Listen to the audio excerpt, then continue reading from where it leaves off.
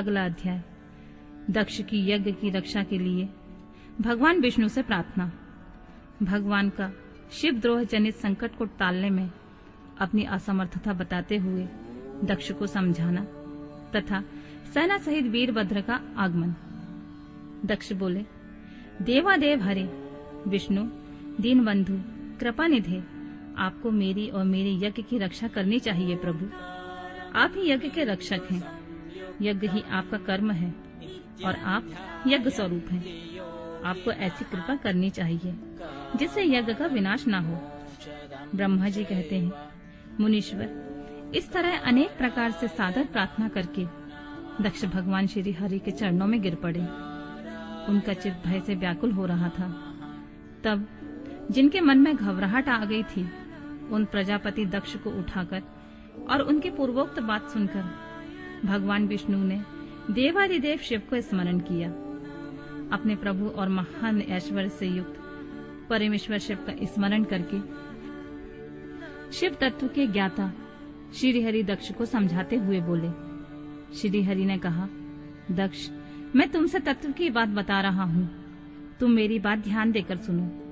मेरा यह वचन तुम्हारे लिए सर्वथा हितकर तथा महामंत्र के समान सुखदायक होगा। दक्ष, तुम्हें तत्व का ज्ञान नहीं है, इसलिए तुमने सबके अधिपति परमात्मा शंकर की अवहेलना की है। ईश्वर की अवहेलना से सारा कार्य सर्वथा निष्फल हो जाता है। केवल इतना ही नहीं है, पग पग पर विपत्ति भी आ जाती है। जहाँ अपूज्य पुरुषों की पूजा होती है, अपूजनीय पुरुष की पूजा नहीं की जाती है, वहाँ दरिद्रता, मृत्यु तथा भय, ये तीनों अवश्य प्राप्त होते हैं। इसलिए संपूर्ण प्रयत्न से तुम्हें भगवान वृषभध्वज का सम्मान करना चाहिए। महेश्वर का अपमान करने से ही तुम्हारे ऊपर महान भय उपस्थित हुआ है। हम सब लोग प्रभु होते हुए भी आज तुम्हारी दुर्नीति के कारण जो संकट आया है, उसे टालने में समर्थ नहीं है। यह मैं तुमसे सच्ची बात कहता हूँ।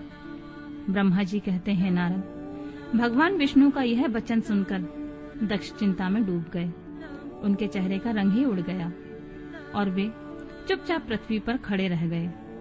उसी समय भगवान रुद्र के भेजे हुए गणनायक वीरभद्र अपनी सेना के साथ यज्ञ स्थल में जा पहुंचे। वे सब के सब बड़े शूरवीर, निर्भय और रुद्र के समान पराक्रमी थे। भगवान शंकर की आज्ञा से आए हुए उन गणों की गणना असंभव थी। वे वीर शिरोमणि रुद्र सैनिक जोर जोर से सिंहनाद करने लगे। उनके उस महानाद से तीनों लोग गूंज उठे। आकाश धूल से ढक गया और दिशाएं अंधकार से आवृत हो गईं।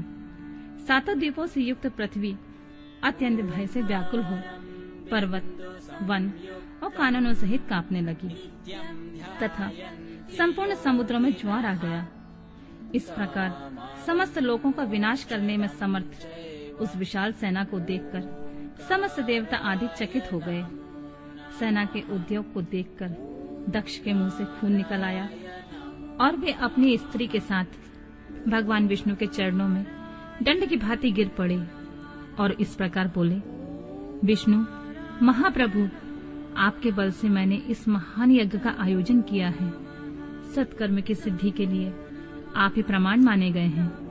विष्णु, आप कर्मों के साक्षी तथा यज्ञ के प्रतिपालक हैं।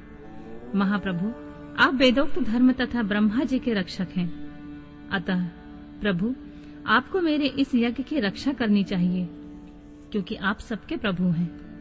ब्रह्मा जी कहते हैं, दक्ष के अत्यंत दीनता पूर्वक बात सुनकर भगवान विष्णु उस समय शिव तत्व से विमुख हुए दक्ष को समझाने लगे और इस प्रकार बोले। श्री विष्णु ने कहा, दक्ष, इसमें कोई संदेह नहीं है कि मुझे तुम्हारे यज्ञ की रक्षा करनी चाहिए, क्योंकि धर्म परिपालन विषयक जो मेरी सत्य प्रतिज्ञा है वह सर्वत्र विख्यात है। परंतु दक्ष, मैं जो कहता हूँ उसे तुम सुनो। इस समय तुम अपनी क्रूरतापूर्ण बुद्धि को त्याग दो। देवताओं के क्षेत्र नैमिषारण्य में जो अद्भुत घटना घटित हुई थी, उसका तुम्हें स्मरण नहीं हो रहा है? क्या तुम अपनी कुबुद्धि के कारण उसे भूल गए? यहाँ कौन भगवान रुद्र के कोप से तुम्हारी रक्षा करने में समर्थ है? दक्ष, तुम्हारी रक्षा किसको अभिशप्त नहीं है, परंतु जो तुम्हारी रक्षा करने को उद्यत होता है वह अपनी दुर्बुद्धि का ही परिचय देता है। दुर्मते, क्या कर्म है, क्या अकर्म है, तुम इसे नहीं समझ पा रहे हो।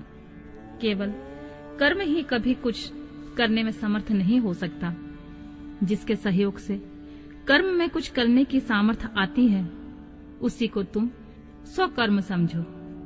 भगवान शिव के बिना दूसरा कोई कर्म में कल्याण करने की शक्ति देने वाला नहीं है।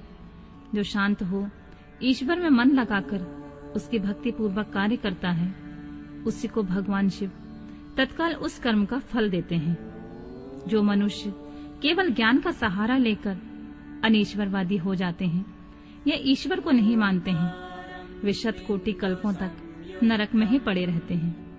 फिर वे कर्मोपाश में बंधे हुए जीव प्रत्येक जन्म में नरकों की यातना भोगते हैं, क्योंकि वे केवल सकाम कर्म को ही स्वरूप का आश्रय लेने वाले होते हैं।